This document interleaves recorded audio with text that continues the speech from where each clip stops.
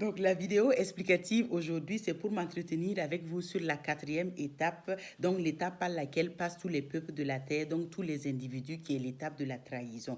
Donc, la trahison, donc ça veut dire cesser d'être fidèle à quelqu'un, mentir, tromper, donc ne pas respecter sa parole, manquer à son engagement, livrer quelqu'un. Donc, tout ce qui est en lien avec la trahison est toute une blessure qu'on a vécue en lien avec l'autre.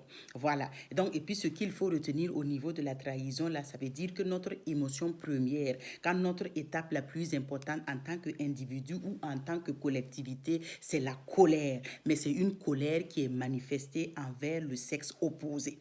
Voilà. Donc, si vous remarquez, si notre blessure la plus importante, là, se situe au niveau de l'étape de la trahison, on ressent une colère excessive quand on est en face de quelqu'un qui est du sexe opposé. Donc, quand la blessure est activée, là maintenant, ce qu'on fait, on a une colère qu'on n'arrive pas à expliquer. On rentre dans un sentiment de guerre vis-à-vis de l'autre.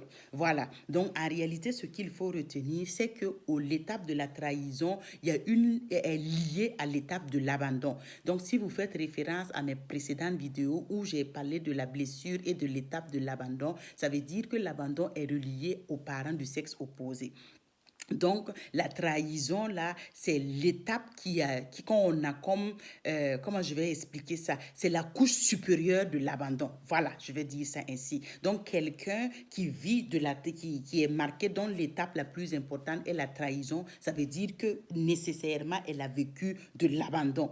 Voilà. Donc, si on a été un petit enfant qui a été éduqué par un parent dont l'autre parent est manquant, on va vivre une blessure liée à l'abandon. Et ce qu'on va faire, on va mettre une couche par-dessus l'abandon pour pouvoir survivre, et des fois ça donne à la blessure de la trahison.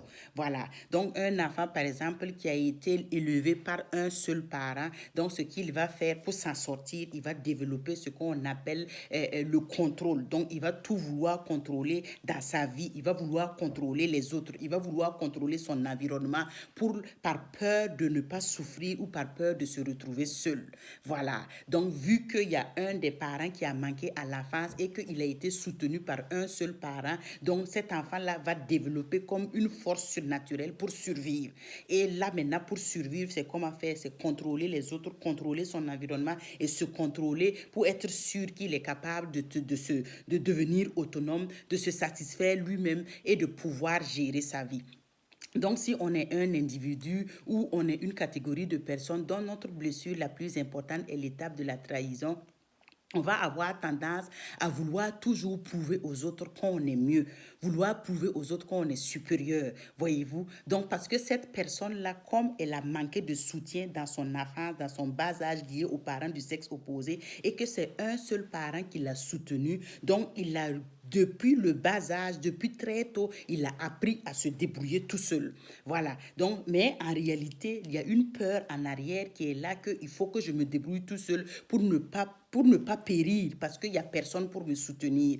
Mais comme tellement qu'on a appris et on a toujours fonctionné comme ça, on a tendance à croire maintenant que l'autre sexe, le sexe opposé, qui correspond aux parents qui étaient absents dans notre enfance, ne sert à rien. Voyez-vous? Donc, c'est ça qui fait que cette étape de la trahison, elle est aussi souffrante que les autres, parce qu'on s'entend très bien aujourd'hui qu'on ne peut pas dire qu'en tant que femme, les hommes ne servent à rien, ou en tant qu'hommes, les femmes ne servent à rien. Parce que tout le monde sait qu'aujourd'hui, hommes et femmes, nous sommes dans l'égalité parfaite. Et l'égalité parfaite, ça signifie quoi? C'est la complémentarité. Voilà. Donc, le défi, quand on est un individu ou une catégorie de personnes ou de population dont notre blessure, notre étape la plus importante et la trahison, c'est d'apprendre à faire la paix avec les gens de l'autre sexe. Voilà. Donc, quand on voit un homme, par exemple, qui s'adresse à une femme dont sa blessure la plus importante est liée à la trahison, il y a une certaine colère.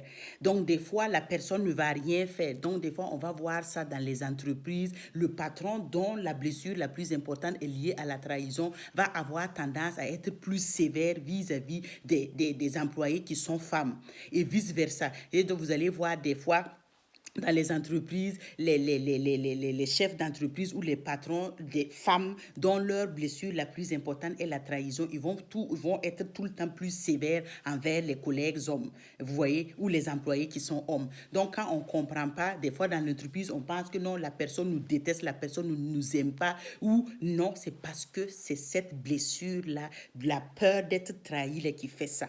Donc, si vous voyez que vous êtes dans une entreprise ou dans votre couple ou dans la vie de tous les jours, la personne, là, par exemple, l'homme qui contrôle tout le temps sa femme, qui veut s'assurer qu'elle a bien fait, jusqu'à aller lui dire même les détails, comment s'habiller, comment faire tout là, c'est le contrôle et c'est la trahison et c'est la peur d'être trahi qui fait ça. Voilà. Donc, et même des fois jusqu'à surveiller au lieu du travail pour savoir avec qui elle parle, ou aussi des femmes qui font ça, surveiller le mari pour aller savoir jusqu'à pendant les réunions, là, il a parlé à qui, c'est ça. Donc, c'est de se rassurer en tant qu'individu, donc en tant que femme et en tant qu'homme, qu'on a tout en nous aujourd'hui en tant qu'adultes pour survenir. Et que si effectivement une trahison venait à se produire, si effectivement on cessait d'être fidèle, si effectivement on se retrouvait dans une situation où l'autre nous a abandonnés, on est capable de se soutenir tout seul. Voilà. Donc parce que ce qui est dommage avec la blessure de la trahison, là, c'est que la personne cherche à contrôler non seulement sa propre vie, elle contrôle la vie des autres et elle contrôle les faits et gestes des autres et elle veut contrôler même l'environnement. Mais on s'entend que ce n'est pas possible. C'est ça. Donc, ça fait que quand on est dans cette étape, ce sont des gens qui veulent vous dire exactement quoi faire, exactement comment vous conformer et même des fois exactement quoi dire de votre propre bouche. Voyez-vous? Voilà. Donc, c'est des gens des fois où on a de la misère à avoir des relations satisfaisantes avec eux parce qu'à leur contact, on a toujours l'impression qu'il est supérieur. Il se prend pour qui? Des fois, quand on dit des fois que lui, il se prend pour qui? Parce qu'il veut tellement prouver qu'il est capable de tout faire lui-même et qu'il n'a pas besoin des autres que ça donne le sentiment justement de supériorité et de se croire supérieur aux autres. Mais si vous voyez un individu qui se comporte comme ça, là, c'est en réalité, c'est une peur et la peur qui est en arrière, c'est d'être trahi, d'être abandonné et de manquer de soutien. Donc, il faut qu'il se prouve par lui-même qu'il est capable et qu'il n'a pas besoin des autres. Donc, voyez-vous, voilà. Donc, le défi au niveau de l'étape de la trahison, là, c'est de reprendre contact et de reprendre confiance avec les gens du sexe opposé. Voilà. Et de s'assurer que, bon, l'autre personne qui est le sexe opposé, qui représente, par exemple, notre parent du sexe opposé, quand on a vécu des carences et des manques quand on était petit, ne va pas nous faire subir la même chose. Et même si la personne nous faisait subir la même chose, on est un adulte maintenant et on est capable de se gérer et de gérer notre émotion.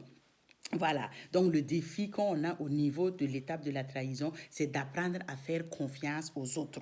Voilà, donc en réalité, quand on ne fait pas confiance aux autres, là, c'est parce qu'on a peur d'être trahi. C'est ça, voilà. Donc, mais ça veut dire que si on est dans cette blessure, on est à l'extrême, voyez-vous. Soit on fouille partout pour chercher des problèmes ou des fois on se laisse avoir aussi. Voilà, donc c'est de se reconnecter avec notre puissance intérieure qui sait que, ok, moi par exemple, je suis un homme, donc je n'ai pas besoin d'une femme pour prouver ma puissance. Et moi, je suis une femme, je n'ai pas besoin d'un homme pour prouver ma puissance. Ma propre puissance m'appartient et elle est interne à moi. Et quand je rentre en relation avec un homme, si je suis une femme, et quand je rentre en relation avec une femme, quand je suis un homme, ce n'est pas pour aller prouver ma puissance et mon pouvoir à quoi que ce soit. J'entre en relation avec un être humain comme moi qui a des faiblesses et des défauts, qui a des qualités et des forces.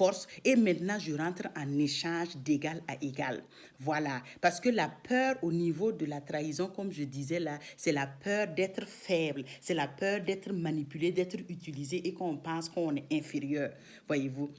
C'est ça. Donc, la personne cherche à se montrer fort. La personne cherche à se montrer tout le temps qu'il est capable de tout, voyez-vous, et qu'il est en contrôle de tout, même si à l'intérieur, il est mort de peur, voyez-vous. Voilà. Donc, cette étape-là, comme je disais, par rapport aux autres, donc si on regarde par exemple le rejet, l'abandon et l'humiliation, c'est au niveau de l'être. Mais l'étape de la trahison, donc vous voyez que c'est au niveau du faire et de l'avoir. Donc, vous allez voir si vous remarquez des gens qui sont dans cette blessure de trahison-là. Donc, vous allez voir des hommes qui veulent prouver aux femmes qu'ils ont l'argent. Donc, quand ils courtisent les femmes, ils vont tout faire pour aller l'éblouir avec leur argent. Mais c'est en réalité, ils veulent lui montrer sa force et sa puissance, voyez-vous. Mais en retour, ce qui se cache en dessous quand il fait ça là, c'est comme s'il dit, regarde, je te donne l'argent et je ne veux pas que tu me trahisses et je ne veux pas que tu me trompes et je veux que tu me restes fidèle. Voyez-vous la différence? Et ensuite aussi, c'est comme une femme, quand elle utilise ses charmes pour aller séduire l'homme et elle utilise plusieurs moyens là, c'est en réalité pour dire à l'homme là, regarde tout ce que je fais, comment je suis supérieur aux autres femmes, comment je suis si. Mais le discours interne en arrière, je fais tout ça pour que tu ne me trahisses pas, pour que tu ne me sois pas infidèle ou pour que tu ne m'abandonnes pas, voyez-vous. Mais on s'entend tout le monde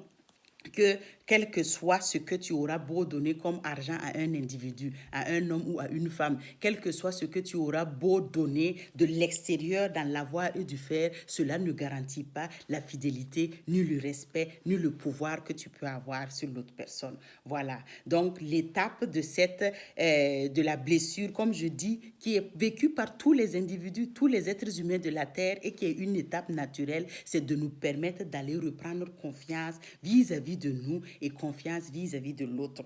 Et que quand on rentre en action et en interaction avec l'autre, ce n'est pas pour déterminer un fort ou un faible, c'est pour entrer en relation, pour voir est-ce que cette personne, ma relation, elle est bénéfique vis-à-vis de moi, est-ce qu'on partage les mêmes valeurs, oui ou non. Donc, il n'y a pas de faible et il n'y a pas de fort, c'est de seulement rentrer en connexion et en relation avec un individu et s'assurer si on a les mêmes valeurs et on a les mêmes visions. Voilà. Donc, j'espère que ce petit message aujourd'hui par rapport à la trahison vous aura éclairé. C'est des sujets qui sont très, très vastes et que si je devrais couvrir tous les points, ça prendrait tellement des heures à expliquer. Mais je vais vous faire des brefs résumés pour que vous voyez ce que ça fait, les blessures là, dans nos activités quotidiennes de tous les jours. Parce que ce qu'il faut retenir, si on arrive à guérir ces blessures, il y a certains comportements et certaines réactions qu'on ne va plus avoir. Voilà. Donc, la prochaine l'astuce qu'on peut avoir quand on voit qu'on a de la colère envers quelqu'un, c'est de déterminer d'abord est-ce que cette colère est vis-à-vis d'une femme ou c'est vis-à-vis d'un homme. Donc, si c'est vis-à-vis d'une femme et que moi je suis un homme, c'est soit ma trahison ou mon abandon. Et ensuite, ainsi de suite, maintenant, on s'en va chercher à savoir pourquoi je suis en colère. Qu'est-ce que ça me dit? Et si vous faites le silence dans la tête et puis vous allez vous poser les questions, vous allez toujours avoir les réponses. Donc, si c'est votre patronne qui vous met en colère, donc voyez pourquoi elle me met en colère, qu'est-ce qu'elle fait qui me met en colère. Et si vous faites le lien, vous allez voir que vous allez ramener ça à votre mère et peut-être que vous reprochez votre mère de certaines situations. Voilà. Et si vous êtes une femme aussi et que votre patron, par exemple, ou votre conjoint vous met en colère, donc posez-vous la question pourquoi je suis en colère dans telle et telle situation et vous faites encore le décodage. Donc, vous regardez toutes ces voix qui vous viennent dans la tête quand vous vous posez la question là et vous allez toujours faire le lien pour pouvoir aller guérir. Voilà. Donc, j'espère que cette vidéo explicative vous aura aidé encore dans votre cheminement et que ça vous aura aidé à comprendre certaines informations ou certaines réactions que vous avez ou que certaines personnes peuvent avoir. Et je vous dis à très bientôt pour la dernière et la 5e étape qui est l'injustice. Voilà. Donc, encore une fois de plus, je vous dis merci beaucoup. Je vous remercie pour tous vos likes, pour tous vos messages et pour tous vos partages. Et sachez que ce que je partage avec vous, c'est vraiment pour vous, pour nous, pour tout le monde et ceux qui veulent vraiment aller comprendre les fonctionnements et rendre plus agréable leur relation avec les autres et puis leur relation aussi avec eux-mêmes. C'est ça, parce que le plus important, c'est la relation avec soi.